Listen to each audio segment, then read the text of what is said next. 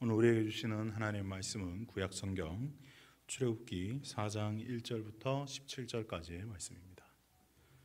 우리 출애굽기 4장 1절부터 17절까지의 말씀을 봉독해 드리도록 하겠습니다. 하나님의 말씀을 경청하십시오. 모세가 대답하여 이르되 그러나 그들이 나를 믿지 아니하며 내 말을 듣지 아니하고 이르기를 여호와께서 내게 나타나지 아니하셨다 하리이다. 여호와께서 그에게 이르시되 내 손에 있는 것이 무엇이냐? 그가 이르되 지팡이니이다. 여호와께서 이르시되 그것을 땅에 던지라 하시매 곧 땅에 던지니 그것이 뱀이 된지라. 모세가 뱀 앞에서 피하매 여호와께서 모세에게 이르시되 내 손을 내밀어 그 꼬리를 잡으라. 그가 손을 내밀어 그것을 잡으니 그의 손에서 지팡이가 된지라. 이는 그들에게 그들의 조상의 하나님 곧 아브라함의 하나님 이삭의 하나님 야곱의 하나님 여호와가 내게 나타난 줄 믿게 하려 함이라 하시고 또 여호와께서 또 그에게 이르시되 내 손을 품에 넣으라 하시매 그가 손을 품에 넣었다가 내어보니 그의 손에 나병이 생겨 눈같이 된지라. 이르시되 내 손을 다시 품에 넣으라 하시매 그가 다시 손을 품에 넣었다가 내어보니 그의 손이 본래의 살로 되돌아 왔더라. 여호와께서 이르시되 만일 그들이 너를 믿지 아니하며 그 처음 표적의 표징을 믿지 아니하여도 나중 표적의 표징은 믿으리라. 그들이 이 두 이적을 믿지 아니하며 내 말을 듣지 아니하거든 너는 나일강 물을 조금 떠다가 땅에 부으라. 네가 떠온 나일강 물이 땅에서 피가 되리라. 여호와께서 모세가 여호와께 아뢰되 오 주여 나는 본래 말을 잘 하지 못하는 자니이다. 주께서 주의 종에게 명령하신 후에도 역시 그리하니 나는 입이 뻣뻣하고 혀가 둔한 자니이다. 여호와께서 그에게 이르시되 누가 사람의 입을 지었느냐? 누가 말 못하는 자나 못 듣는 자나 눈 밝은 자나 맹인이 되게 하였느냐? 여호와가 아니냐? 이제 가라. 내가 내 입과 함께 있어서 할 말을 가르치리라. 모세가 이르되 오 주여 보낼 만한 자를 보내소서. 여호와께서 모세를 향하여 노하여 이르시되 내 레위 사람 내 형 아론이 있지 아니하냐? 그가 말을 잘하는 것을 내가 아노라. 그가 너를 만나러 나오리니 그가 너를 볼 때에 그의 마음에 기쁨이 있을 것이라. 너는 그에게 말하고 그의 입에 할 말을 주라. 내가 내 입과 그의 입에 함께 있어서 너희들이 행할 일을 가르치리라. 그가 너를 대신하여 백성에게 말할 것이니 그는 내 입을 대신할 것이요 너는 그에게 하나님같이 되리라. 너는 이 지팡이를 손에 잡고 이것으로 이적을 행할지니라. 아멘. 지팡이를 손에 잡고 라는 제목으로 하나님의 말씀을 전하겠습니다. 여러분 혹시 밀당이라는 단어 들어보셨습니까? 혈당은 아는데 다행입니다. 처음부터 터뜨리고 갈 수 있어가지고. 밀당 요즘 젊은 세대들이 쓰는 말인데 다 아신다고 하니까 신기하기도 하고 어떤 뜻이죠? 밀고 당긴다. 잘 하시나 보여요.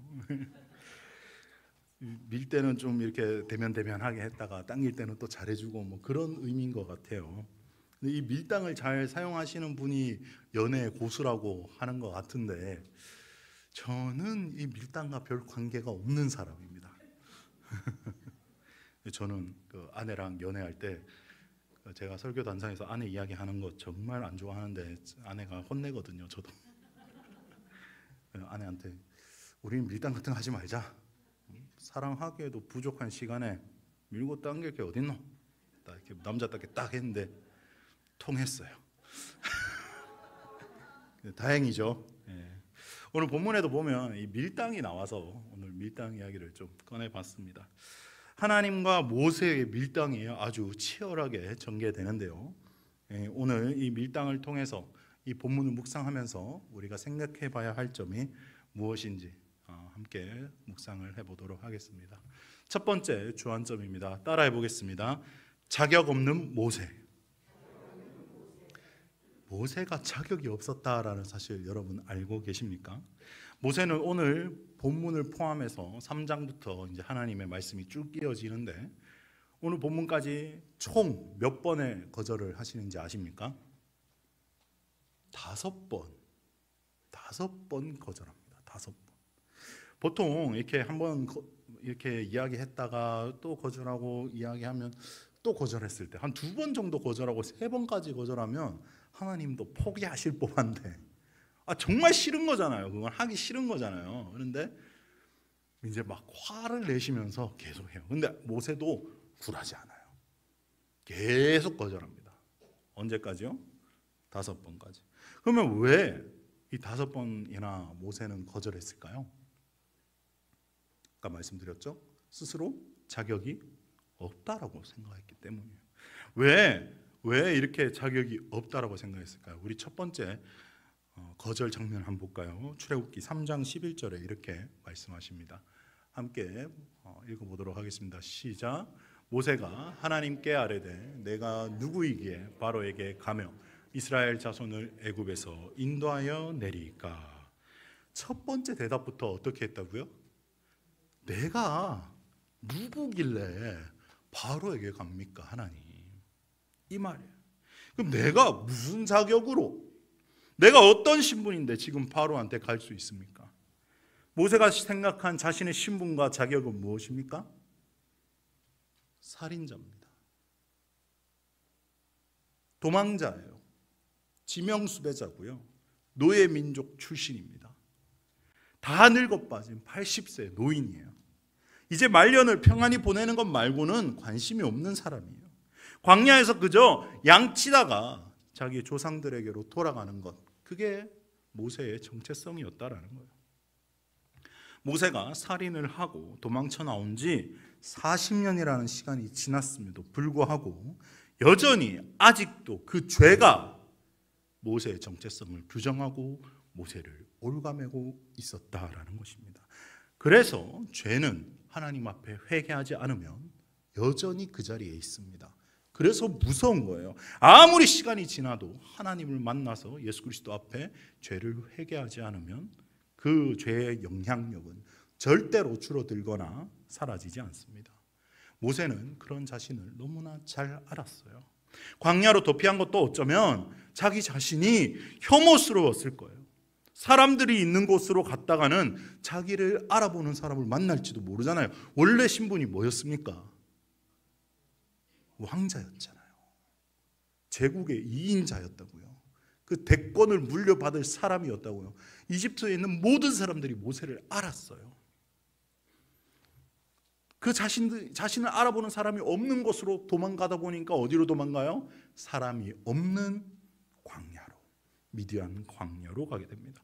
그러면서 광야로 가면서 아마 모세는 이렇게 생각했을 거예요. 아무도 없는 광야로 가자. 그래, 죽으면 죽는 거지. 내가 지금 사람 죽이고 멀쩡히 살길 바라나? 그런 심정으로 아무도 없는 광야로, 사막으로 도망갔을 것입니다. 그러나 그곳에서도 하나님께서는 이미 모세를 위한 준비를 마치셨어요. 미디안의 제사장의 딸을 만나게 하시고 그 무리에 들어가게 되고 거기서 40년간 가정을 이루며 살게 됩니다. 그 40년간 하나님께서는 모세의 혈기가 다스려지도록 기다려 주셨다라는 거예요. 그러나 모세는 자신의 과거에 함몰되어서 그 40년의 세월을 포기의 세월로 보내고 말았다라는 겁니다. 모세는 하나님의 부르심을 거부할 명분이 그래서 차고 넘쳤어요. 사실 이제 이 나이에 내가 무슨 이스라엘을 이끌고 나온 위대한 지도자가 되겠냐 이 말입니다. 나는 사람들에게서 잊혀지고 싶은 존재예요. 사람 잘못 보셨어요. 하나님 그냥 이대로 나 그냥 광야에 살다가 양치는 목자로 살게 해주세요 라고 말하는 거예요. 그래서 자꾸 거절하는 거죠. 특히 4번째, 5번째 거절은 점점 이제 하나님과 싸우는 형국까지 갑니다. 우리 오늘 본문 읽었던 4장 10절 말씀 한번 읽어보도록 하겠습니다. 시작.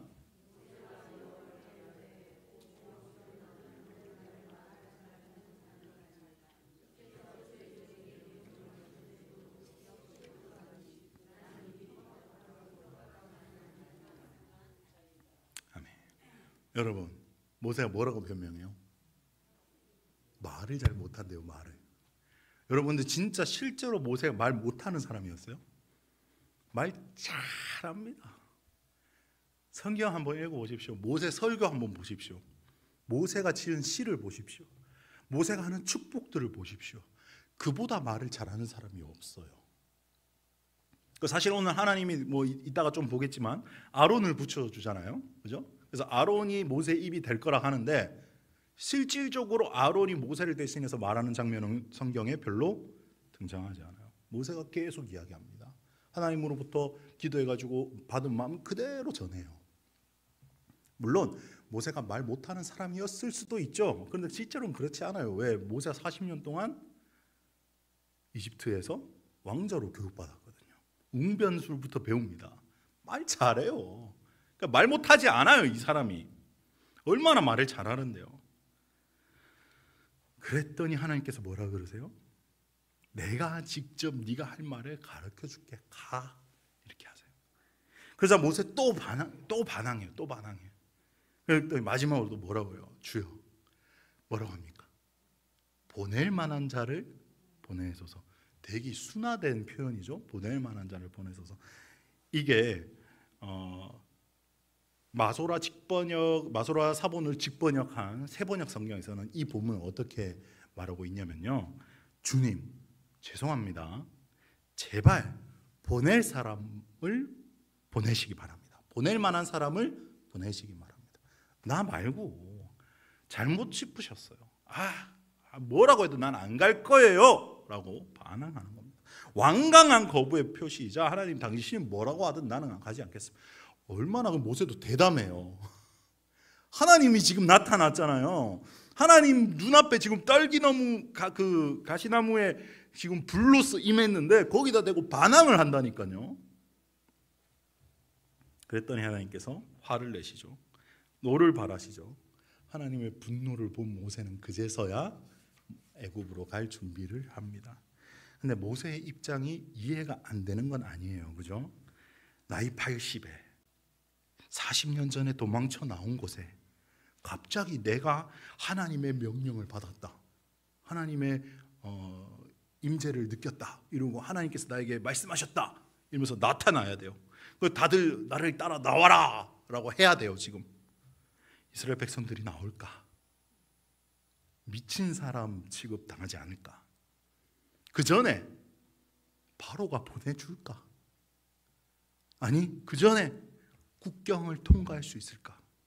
수배가 붙어 있을 거 아니에요.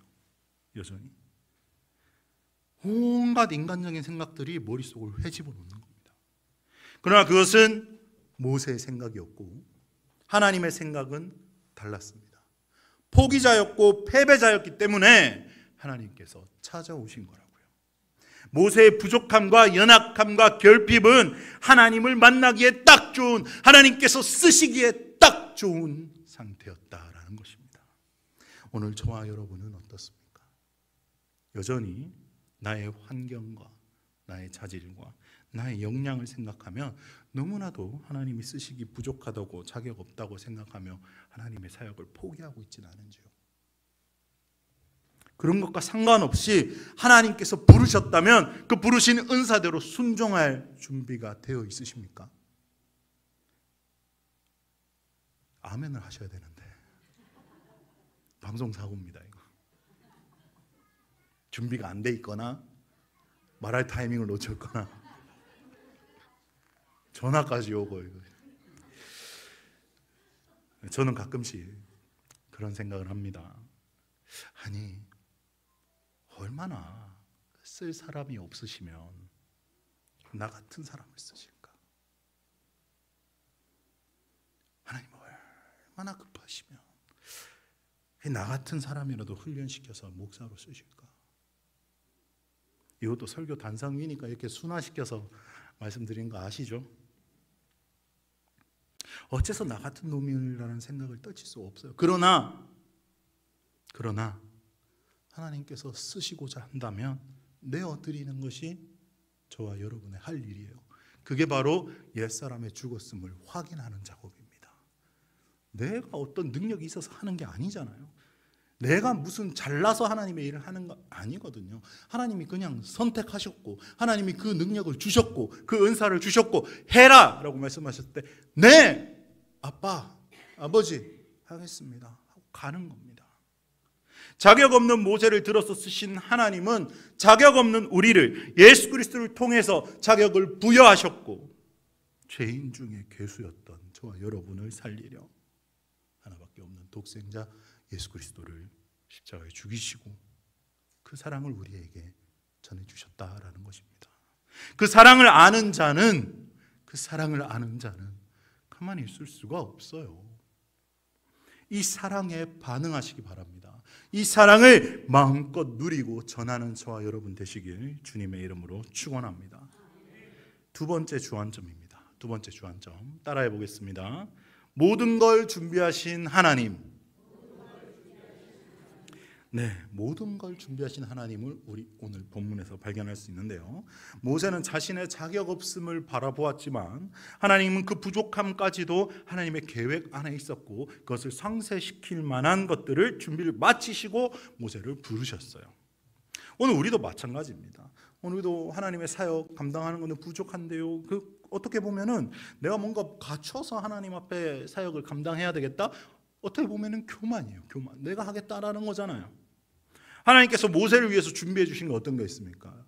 오늘 본문 12절, 14절, 17절에 차례로 나오는데요. 먼저 본문 12절 한번 보도록 하겠습니다. 읽어볼게요. 시작. 이제 가라. 내가 내 입과 함께 있어서 할 말을 가르치리라. 아멘. 해야 할 말을 준비해 주겠다라는 거예요. 해야 할 말. 사실 모세가 트라우마가 있을 거 아니에요. 트라우마. 바로 앞에 딱 섰을 때 입이 딱 굳어버리면 어떡해요? 내가 지금 범죄한 사실 때문에 바로 앞에서 너무 무서워요. 잡혀 죽을 것 같아요. 무섭다고요. 그때 하나님의 능력이 우리를 통해서 발현되게 해주겠다라는 겁니다. 근데 사실 이런 특별한 은혜를 모세에게만 주셨을까요?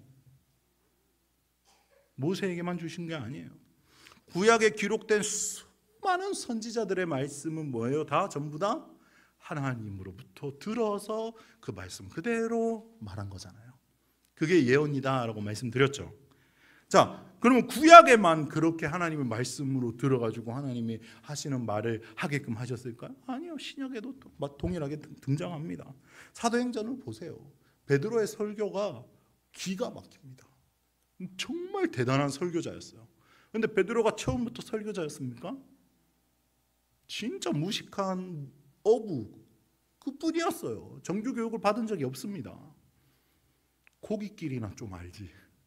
고기나 좀 잡을 줄 알지 사람들 앞에 서서 웅변하는 사람이 아니었어요. 그런데 여러분 지금까지도 어떤 목사님이 설교 한번 했다고 5,000명 돌아오는 역사 있었습니까?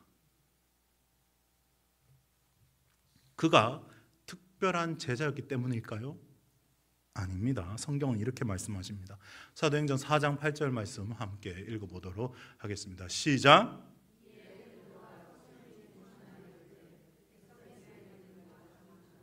아멘. 뭐 어떻게 돼서? 말씀 보여주세요. 어떻게 돼서? 성령이 충만하여. 성령이 충만해서 베드로가 말한 게 아니라 누가 말씀하셨다고요? 성령이 말씀하셨다. 또 어떻게 말씀하십니까? 마태복음 10장 19절에서 20절 말씀입니다. 함께 읽어보겠습니다. 시작.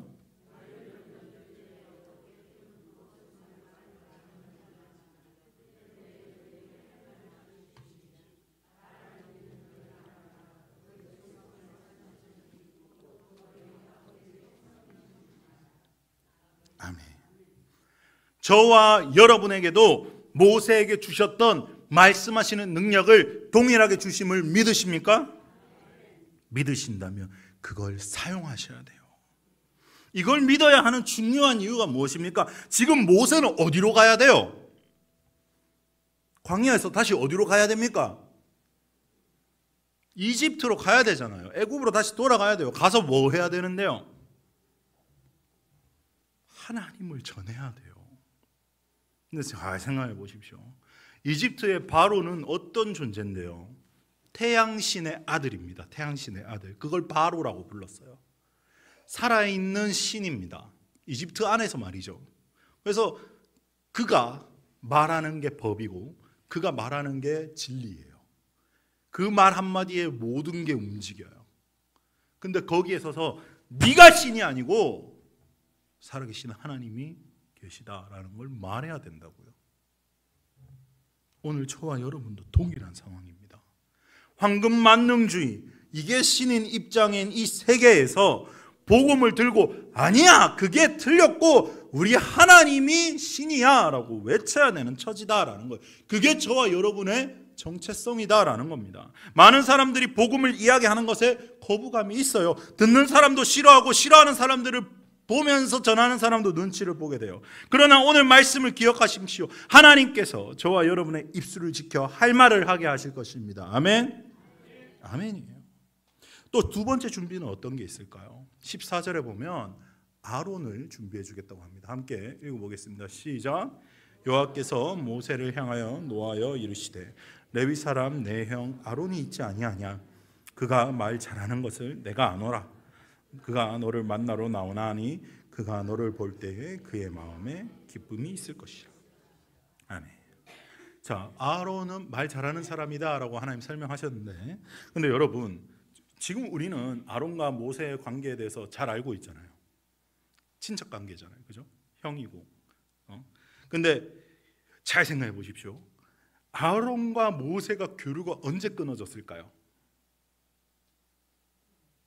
네? 언제 끊어졌을까? 모세가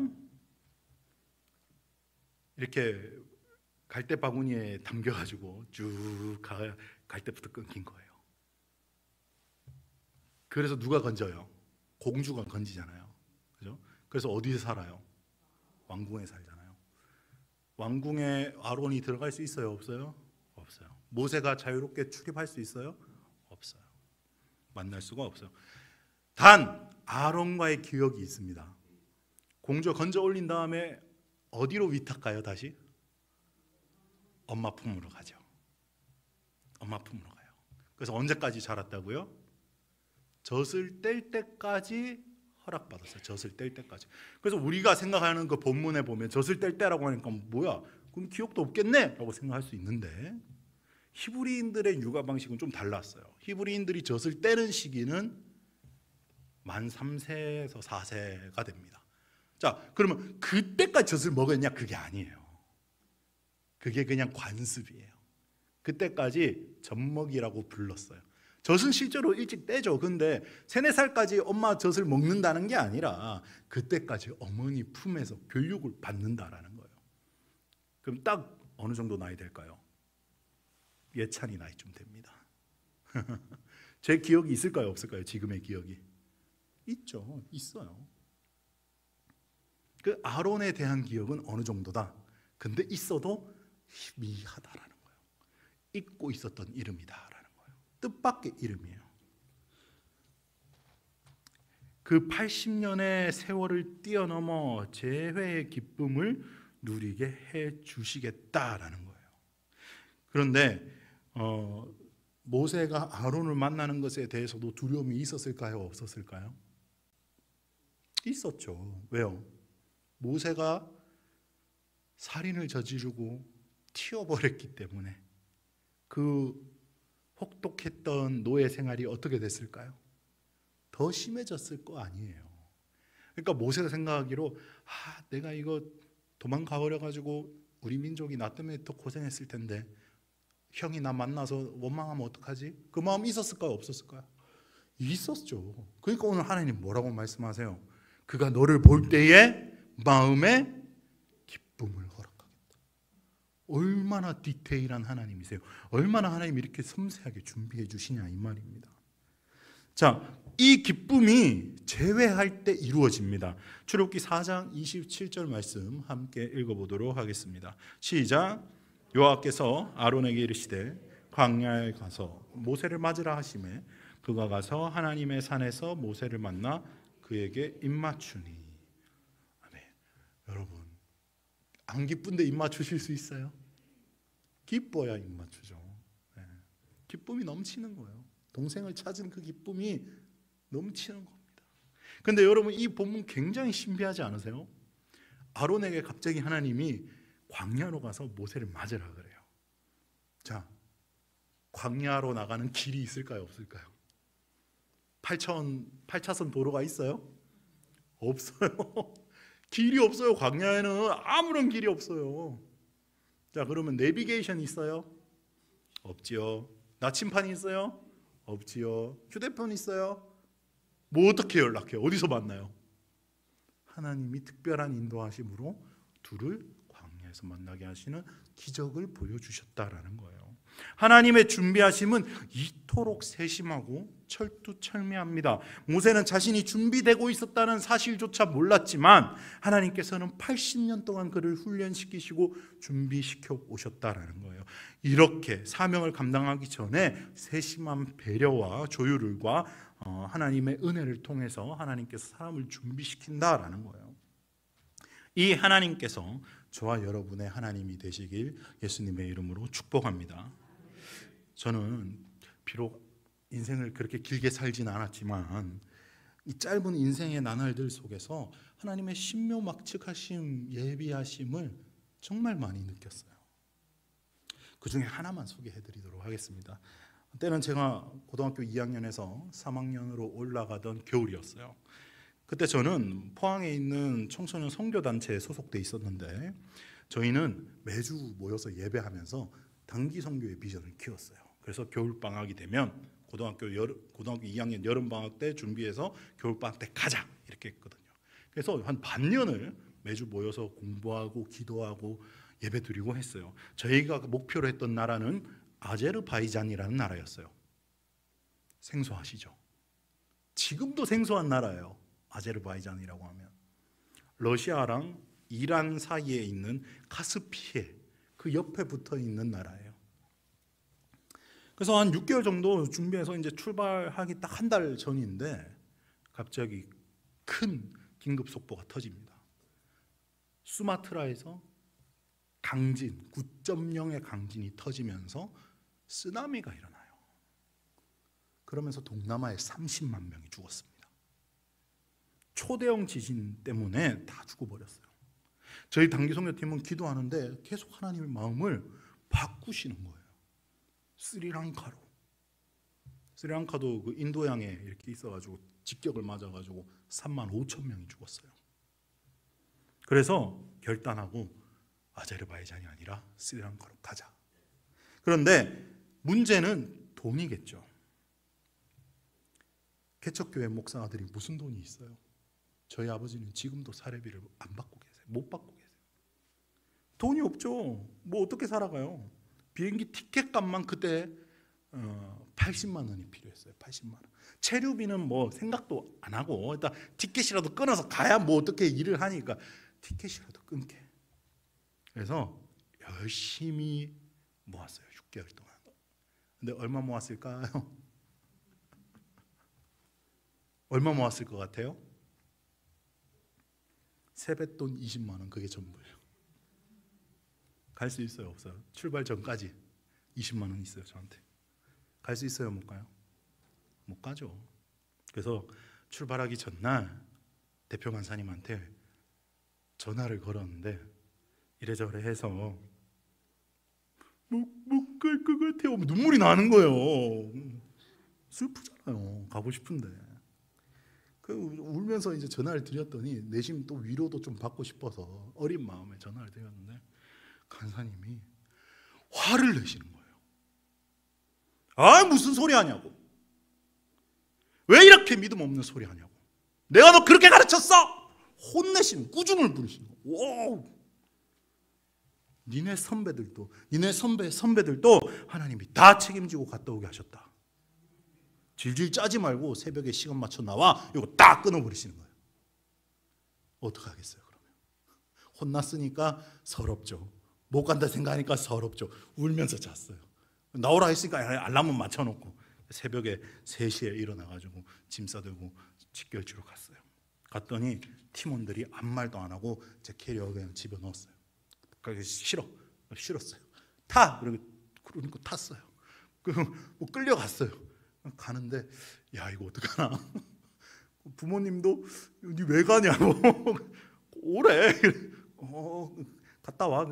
그래서 제 마음속으로는 배웅해주고 와야겠다. 우리 팀원들 인천에서 비행기 타기 전까지 내가 함께 기도하고 믿음으로 보내고 있는 20만 원 헌금하고 우리 팀원들 체류비로 쓰라고 헌금하고 와야겠다.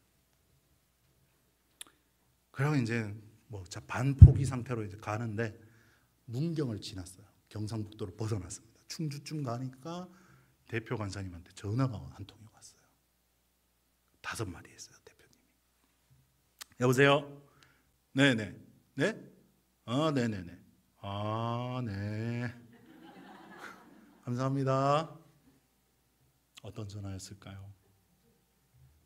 어떤 전화였을까요? 일면식도 없는 어떤 교회 집사님이 우리 청소년들이 단기 선교 간다고 하니까 하나님께서 감동을 주셨다고 하면서 200만 원을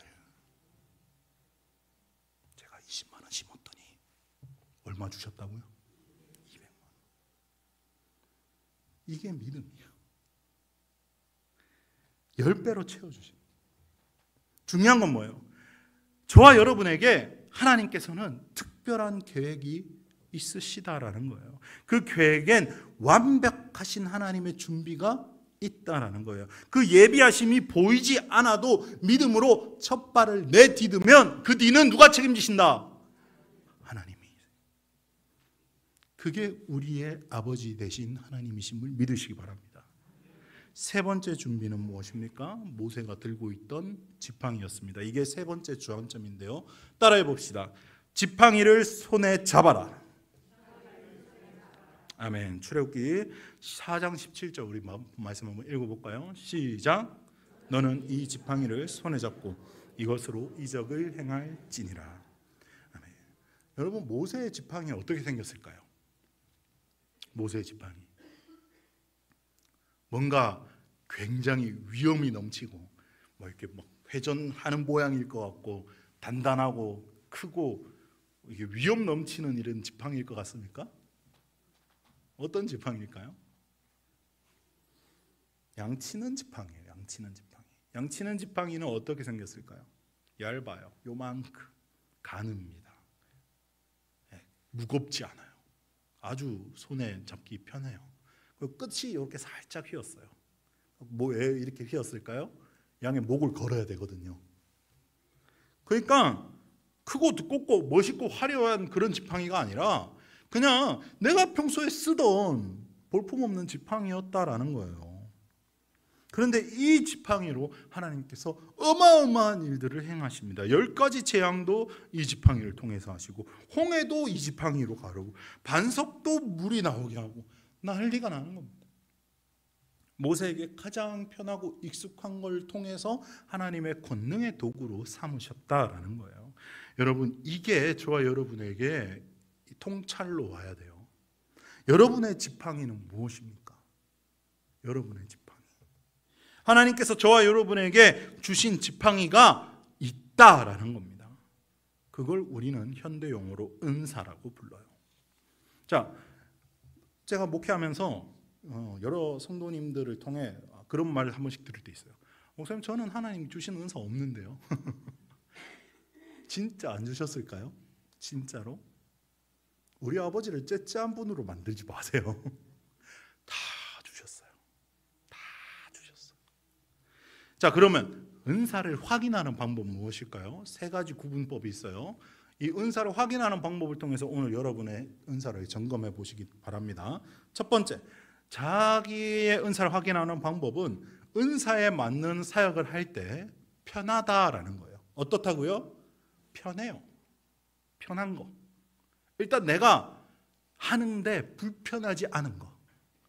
그게 나의 첫 번째 은사를 확인하는 방법이에요. 두 번째, 은사에 맞는 방법, 은사에 맞는 사역을 할 때 열매가 있다라는 거예요. 열매. 결과가 있고 재생산이 되고 제자가 생기고 그런 겁니다. 자, 첫 번째 뭐라고요? 편한 거. 은사를 확인하는 거. 내가 할 때 편한 거. 두 번째, 그 은사를 했을 때, 사용했을 때 남는 게 있다. 열매가 있다. 세 번째, 남들이 인정해 준다라는 거예요. 자, 이거를 좀 유식한 말로 바꿔서 이야기하면 한마디로 정의하면 뭔지 아십니까? 기름 부으심이 있다라고 이야기하는 거예요. 근데 3가지 방법이 있다고 했죠. 편하고 열매가 있고 인정받는 거. 자, 그러면 한번 저를 예시로 들어서 한번 이야기할게요. 교만을 나타내려고 하는 말이 아닙니다. 자, 쟤한테 은사가 어떤 게 있을까요? 인정받았죠? 전 말 안 했어요. 원고에도 찬양 인도 적었어요. 저는 찬양하는데 전혀 불편하지 않아요. 너무 편해요. 너무 즐거워요. 사람들 앞에 서서 찬양하는 거 기뻐요. 근데 어떤 사람은 그런 사람이 있을 수 있죠. 앞에 나와 찬양 인도해라 그러면 떨리는 사람 있을 수 있잖아요. 그러니까 하나님이 은사는 다 주셨는데 각기 사람에 맞는 걸로 다 주셨다고요. 열매 있어요. 저는 가는 교회마다 제 제자들을 생산했어요. 제가 지금 주력으로 밀고 있는 제자도 있잖아요. 누군지 다 아시네 벌써? 우리 재형이. 제가 믿음으로 선포했잖아요. 차세대 예배 인도자다. 코도 숨 치셨죠? 보세요. 부활절 때 보세요.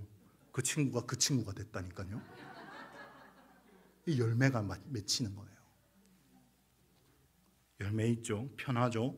인정받았죠. 그러면 이 세 가지가 컨펌이 됐기 때문에 뭐다? 은사다. 내게 주신 지팡이다. 편하다라. 그러면 반대로 제게 없는 은사도 있어요. 뭘까요? 모르시지 뭐 어떻게 알아요? 제가 말씀드릴게요.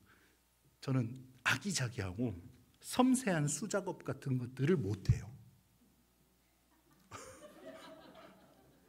너무 인정되시나요? 그것도 인정받았네. 한 번은 제가 아동부 전도사 때 일인데요. 교육전도사 할 때 아동부를 하니까 아동부는 뭐 이렇게 할 게 많아요. 환경미화를 해야 된대. 환경미화를 분기별로 하래요. 분기별로. 미치고 환장하겠더라고요. 봄에는 봄대로, 여름엔 여름대로, 가을엔 가을대로, 겨울엔 겨울대로 예배실을 계속 바꿔야 돼요. 근데 교사들한테만 맡겨놓을 수는 없으니까 양심상 제가 봄에 이제 부임하고 해야 되니까 했어요. 교사들을 하는데 제가 가서 도와준다고 이렇게 막 오리고 자르고 막 붙이고 막 했어요. 서툴지만 했어요. 잘하고 싶었어요. 인정받고 싶었어요. 우리 전도사님 못하는 게 없네 이 소리 듣고 싶잖아요. 결과는 어땠을까요? 망쳤어요? 부장 권사님이 오시더니 아이고 전도사님 그냥 저기 가서 앉아 계십시오. 전도사님 건들면 우리가 처음부터 다시 다 새로 해야 되죠. 왜 일을 두 번 하게 하냐고. 제가 그러고 싶어서 그런 게 아닌데 잘하고 싶어도 잘 못하는 거예요. 그래서 이거 별 자를 때 어떤 마음 들었을까요? 이거 삐뚤삐뚤 자르면 안 되는데 벌써 불편해. 제가 불편해요. 열매 없어요. 제가 남긴 환경 미화가 없어요. 인정 못 받죠. 저리 가래요. 저보고 잘하는 거 하려고 이제. 그래서 은사 구분하는 방법 확인하셨죠 이제? 네. 어떤 분은 설거지하는 게 너무 즐거워요. 주방봉사 딱이에요. 어떤 분은 주차봉사하는 게 너무 즐거워. 그 은사인 거예요. 그러니까 은사 생각하면 우리가 막 예언하고 방언하고 병 고치고 이것만 은사라고 생각하는데 하나님이 내게 주신 거를 사용하는 게 은사입니다. 그게 기름 부으심이에요. 그게 우리에게 주신 지팡이라고요. 나의 지팡이를 준비하신 하나님을 바라보는 믿음으로 하나님께서 여러분을 부르신 소명을 확인하고 또 사명을 감당할 수 있는 저와 여러분 되시길 예수님의 이름으로 축원합니다. 자, 그럼 우리에게 주신 지팡이를 어떻게 사용해야 될까? 이게 중요해요. 이게 핵심입니다. 고린도후서 12장 19절 말씀 함께 읽어보도록 하겠습니다. 시작.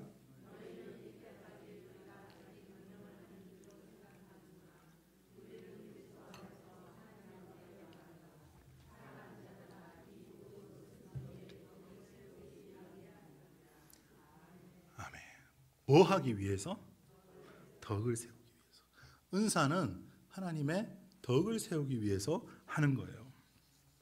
은사는 나를 위해서 사용되어지는 것이 아닙니다. 은사는 남을 위해서 사용되어져야 돼요.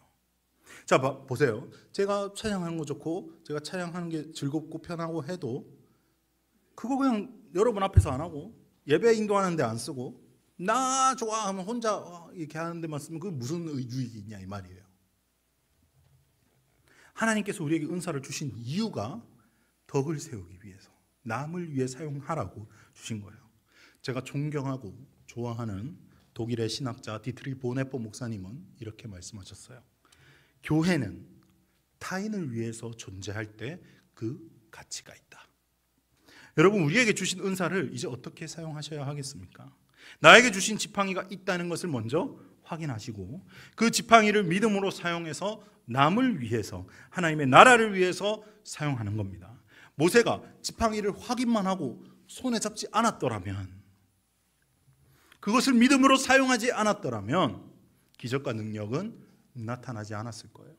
중요한 건 무엇입니까? 지팡이로 기적을 행하는 믿음과 그 믿음을 실제적으로 행하는 행함이 있어야 한다고 오늘 담임 목사님도 말씀하셨죠? 믿음과 행함은 같은 말이다. 그냥 나에게 주신 지팡이가 있구나, 그런가 보다 하고 넘어가는 것이 아니라 모세가 그 지팡이로 위대한 일을 할 수 있었던 것처럼 자기를 믿어주신 하나님을 믿는 믿음과 그 믿음의 실천을 하는 저와 여러분 되시길 예수님의 이름으로 축복합니다. 기도하겠습니다. 사랑의 하나님 아버지, 감사합니다. 오늘 말씀을 통해서 자격 없는 나를 구원하시고 자녀 삼아주신 은혜를 새삼 깨닫게 하시니 감사합니다. 오늘 이 감격과 은혜를 잊지 않고 나를 부르신 주님의 소명을 따라 살아갈 수 있도록 인도하여 주시옵소서. 또한 나에게 주신 지팡이를 확인하고 하나님의 뜻대로, 하나님이 원하시는 대로 옛사람의 죽었음을 발견하며 하나님의 능력으로 살아가는 양무리 성도들 되게 인도하여 주시옵소서. 감사 찬양드리며 예수님의 이름으로 기도드립니다. 아멘.